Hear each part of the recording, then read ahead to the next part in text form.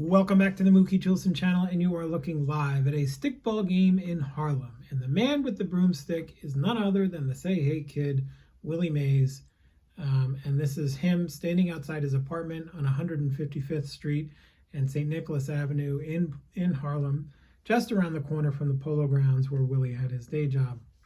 And I think this photo was probably taken in the summer of 1954. He probably had a day game later that day, but these kids would come and knock on his window and see if they could get him out to play stickball with them in the street. And obviously, as you can see, he would oblige them. And I love this photo. I love this photo for a couple of reasons. It is an amazing demonstration of how interwoven into the fabric of the neighborhoods and the city that these ball players were. Willie lived among the people and was of, by, and for the people. And I also love it because those kids leaning up against that car are the age that my father was back when this photo was taken. And while he didn't get to play stickball with Willie Mays, he was certainly at the Polo Grounds enjoying New York Giants baseball the same way those kids probably did themselves. And so when I got back into collecting and started really getting into vintage more than ever, Willie Mays was a no-brainer. And so this video is, I'm going to show you at the end of this video the Grail card that I picked up as a Willie Mays collector. That is something that I'm just so thrilled to own now. So stay tuned to that. But I just want to take you through, again, like I said, in 1955.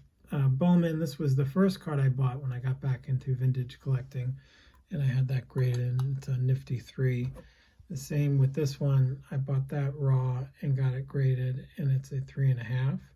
And I love that card. This is his MVP year, and a great looking, probably my favorite looking Willie Mays. And so when I started my Pinhole Holy Grail Wall of Fame, that was the one I found and saw. And this thing has, as I say, is like a Big Dipper's worth of holes coming through it at the top there.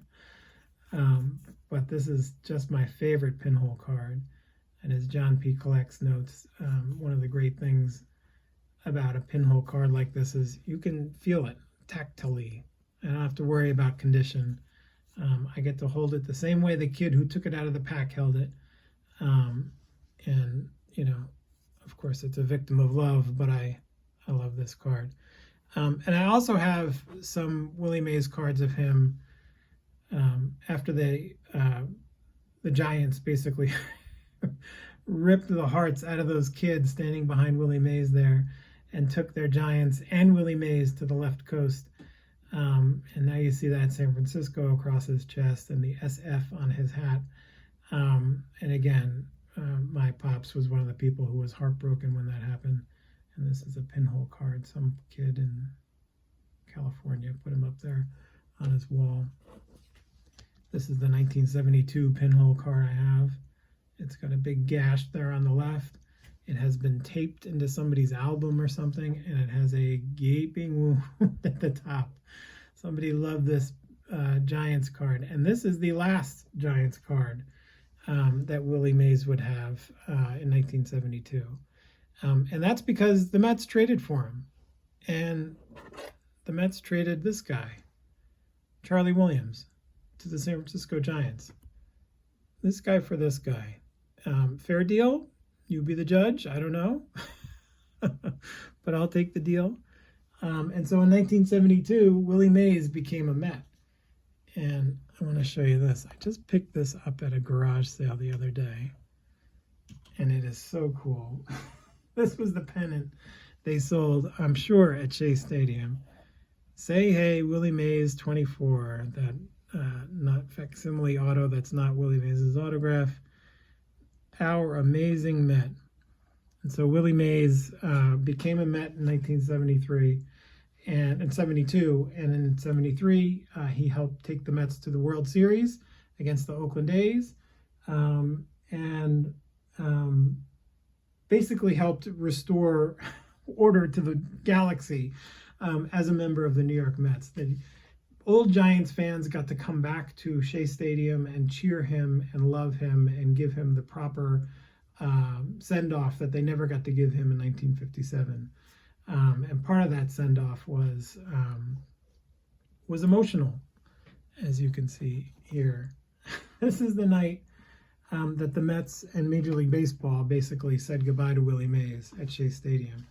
That is Joan Payson, the owner of the Mets back in those days, giving Willie a bunch of flowers. And Willie Mays there, back with that New York interlocking NY on the top of his hat and on his chest, and a Mets crest on his shoulder, openly sobbing and weeping that his career was over, that his life as a baseball player was ending, and he got to do it in front of 50 some odd thousand cheering New York baseball fans, who were maybe some of those kids on the street in Harlem were there that night. I don't know. But I love that Willie Mays, I love that Willie Mays finished his career as a New York Met. It is one of the great things that the Mets ever did to bring him home. And when they retired his number, I loved it. They retired his number, was it last year or 2 years ago on Old Timers Day? And they told the story of how that woman on the left, Joan Payson, promised Willie Mays that if he came to the Mets, he had to agree to the trade. If he came to the Mets in 1972, they would retire his number 24 for the Mets. And a lot of people think that was gimmicky and sort of a ridiculous thing that the Mets did that, but not me. Look at those tears. Those kids in New York that loved him. He is, just like the Mets are as much a part of the city because of their giant roots, the same way Willie is. And so I found this card to commemorate my love for Willie and the Mets. This is a 1973 Topps Willie Mays card. It is a buyback that Topps got in, I believe they issued in the year 2001, and it's autographed by Willie Mays. And all you Mets fans out there will note the serial number on the top right there, a very special number for us Mets fans. This is 86 out of 100.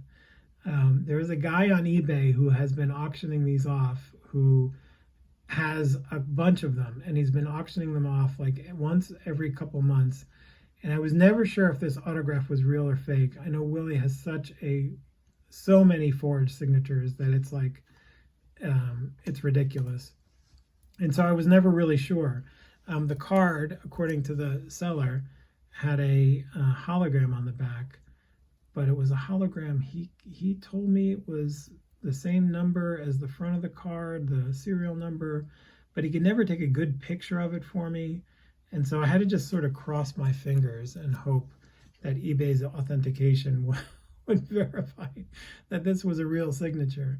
And as you saw from the back there, eBay authenticated this. And when they sent it in their authentication, folder thing, I had to follow up with them. They don't tell you what they're authenticating. They didn't say if this was an authentic card or an authentic signature or both. And so I had to follow up with them a bunch, and they're actually really good and really helpful. And they did. They authenticated the autograph. They've seen this one before.